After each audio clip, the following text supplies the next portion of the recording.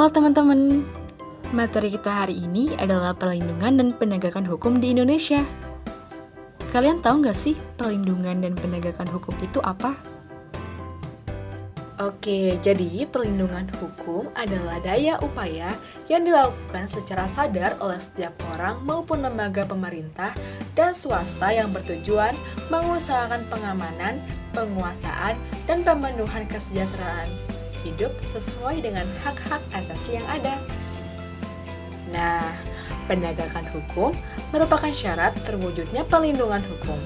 Kepentingan setiap orang akan terlindungi apabila hukum yang mengaturnya dilaksanakan baik oleh masyarakat ataupun aparat penegak hukum. Jadi sudah tahu ya, apa itu perlindungan hukum dan penegakan hukum? Mari kita ke materi selanjutnya. Materi selanjutnya yaitu peran lembaga penegak hukum dalam menjamin keadilan dan kedamaian. Peran yang pertama yaitu peran kepolisian. Peran kepolisian kan cuma menangkap orang aja. Eits, bukan ya teman-teman.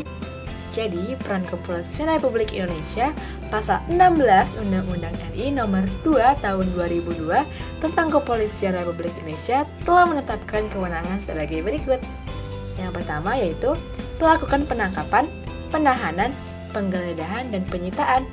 Yang kedua yaitu melarang setiap orang meninggalkan atau memasuki tempat kejadian perkara untuk kepentingan penyidikan.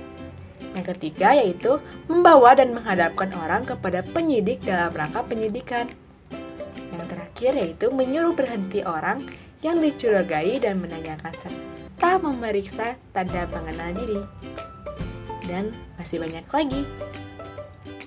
Peran-peran selanjutnya yaitu ada peran kejaksaan, peran hakim, peran advokat, dan peran Komisi Pemberantasan Korupsi atau KPK.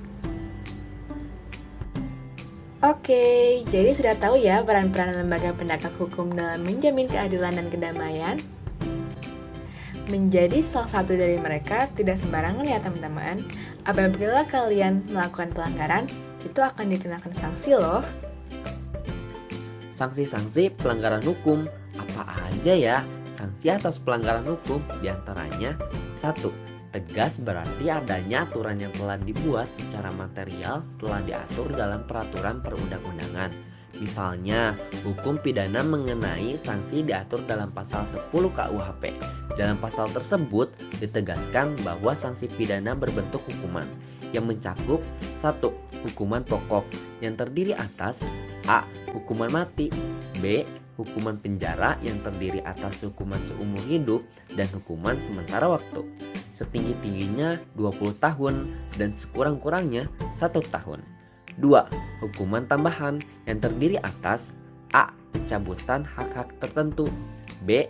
Perampasan atau penyitaan barang-barang tertentu, dan C. Pengumuman keputusan hakim. 2. Nyata berarti adanya aturan yang secara material telah ditetapkan kadar hukuman berdasarkan perbuatan yang dilanggarnya. Contohnya, pasal 338 KUHP menyebutkan barang siapa sengaja merampas nyawa orang lain diancam karena pembunuhan dengan pidana penjara paling lama 15 tahun.